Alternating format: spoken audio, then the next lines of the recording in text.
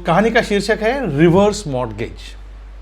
क्योंकि थोड़ा finance field से हो तो शायद रिवर्स मॉर्टगेज का मतलब आपको समझा दूं। रिवर्स मॉर्टगेज मतलब मेरे जैसे बुजुर्ग और बूढ़ों के लिए होती है, जो जिंदगी भर की कमाई होती है। वो कमाई बैंक तुम्हें कुछ किस्तें हर एक महीना दे देती है और आपके मरने के बाद में फिर वो ऑक्शन में चला जाए या फिर आपके बच्चे अगर खरीदना चाहे तो। सुरेश और सुषमा समझदारी से संसार करने वाले 60 के करीब पहुंचे हुए दंपत्ति है।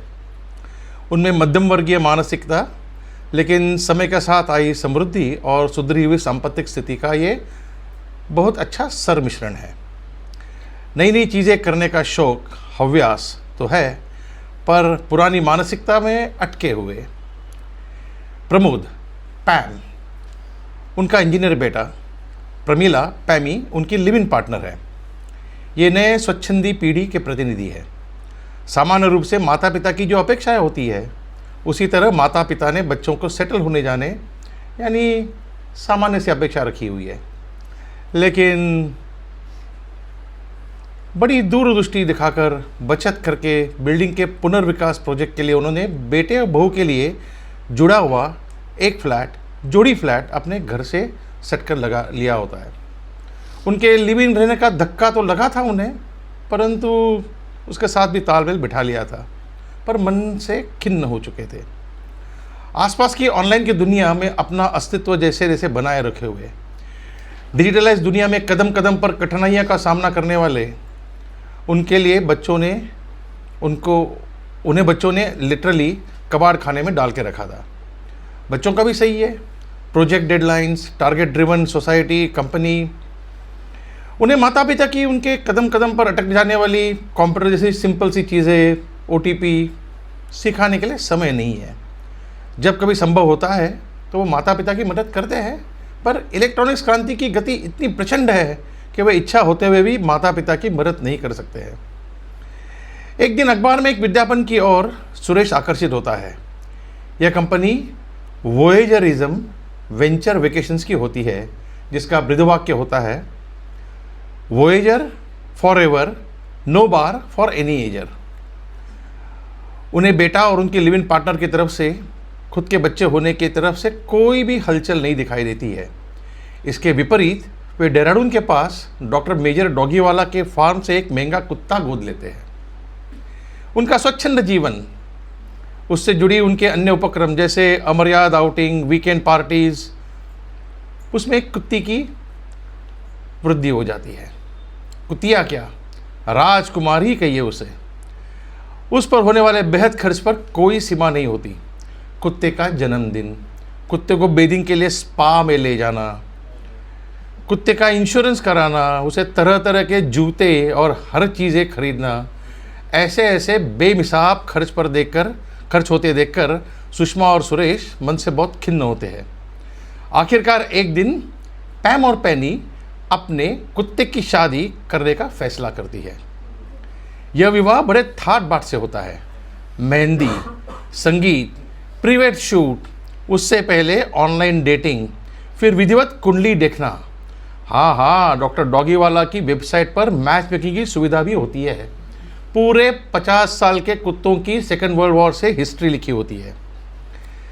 तो वहां से वो जाकर के कोरियन ब्रीड का कुत्ता ले आते हैं। प्रपोजल, एंगेजमेंट रिंग देना, पैर मोड़कर प्रपोज करना आदि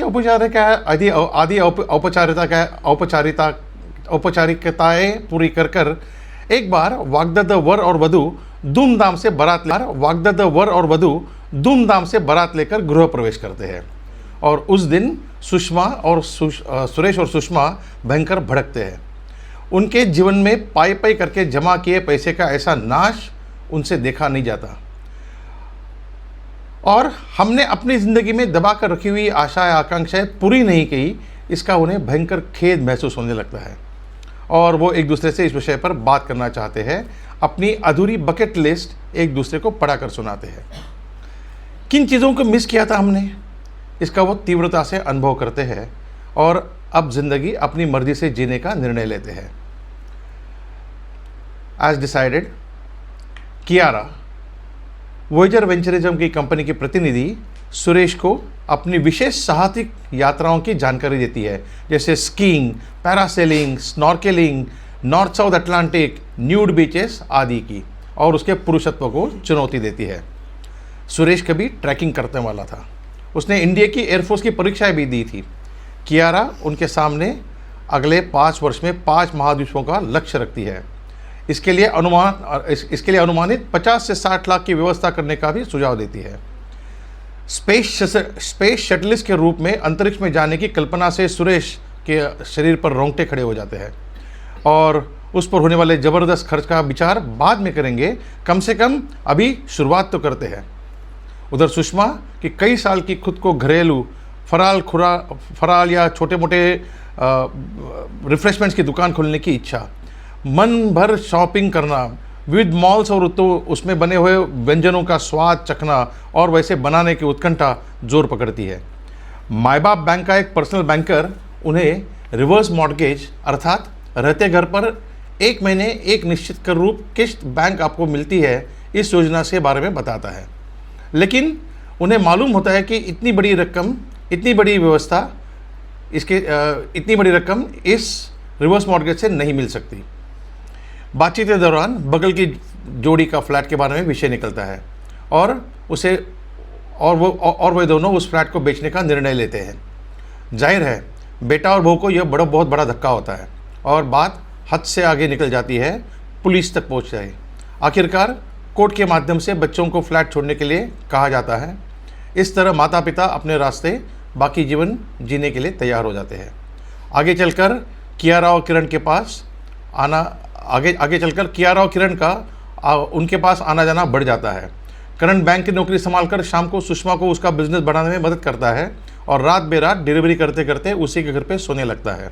उधर कियारा और सुरेश भी कियारा का भी अच्छी दोस्ती जम जाती है, और सुरेश मनचाहा घूम फिर कर दुनिया देखने लगता है। बच्चों के कानों तक यह बात पहुंचती है तो जैसे तुम लोगों ने बच्चों की बजाय कुत्तियाँ पाली है, वैसे हमने 2 बच्चे साथ में पाले हैं। यह सटीक और 2 टूक जवाब सुनकर बच्चे चकित हो जाते हैं। कुछ ही दिनों में बेटे की नौकरी चली जाती है, और उसको उसके घर का भाड़ा या किस्त भरना मुश्किल होता है। बेटा वापस घर आने की विचार कर सोचता है, पर सुरेश सुषमा के घर में करण और कियारा का अब सब कुछ सेट है, और अब ये घर उसके लिए जगह नहीं, ये उसे और इस घर में उसे अब जगह नहीं, ये उसे समझ आता है। पत्नी लिव इन पार्टनर के पास जाना उसे उचित नहीं लगता, क्योंकि उसने उसे छोड़ दिया हुआ है। ऐसी परिस्थिति में वो आत्महत्या करने का विचार मन में घूमने लगता है।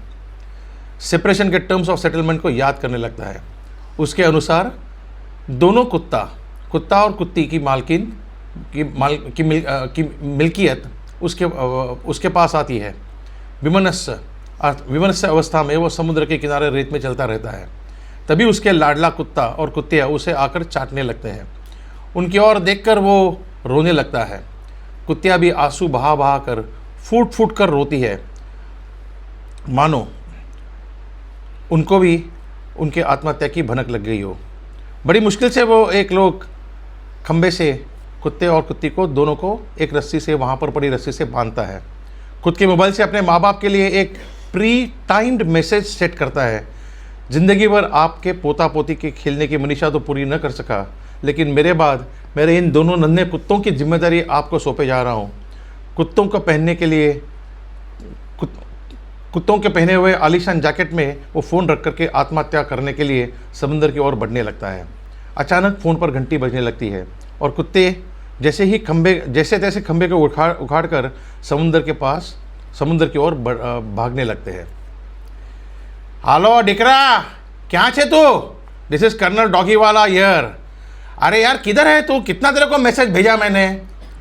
अरे तेरे पास दो ब्रीड है ना, एक कोरियन ब्रीड और दूसरा वो जर्मन शेपर्ड वाला। उनकी गिनती दुनिया भर के सबसे बुद्धिमान जमात और रेयर ब्रीड में हो गई है। मेरे पास इजराइल डिफेंस आर्मी का एक ऑर्डर आया हुआ है, और कुत्तों को कंप्यूटर के तरह से सिखाने का एक नया न्योता भी। तू क्या कर रहा है आजकल गधेड़ा? चल आजा इधर, तेरे दोनों कुत्ते मेरे को ब्रीडिंग के लिए चाहिए। यस सर, मेरा 2 कुत्ता और उनके साथ में 3 टिकट तुरंत भेज देंगे आप मुझे? मैं कल की फ़्लाइट से रवाना हो जाता हूँ।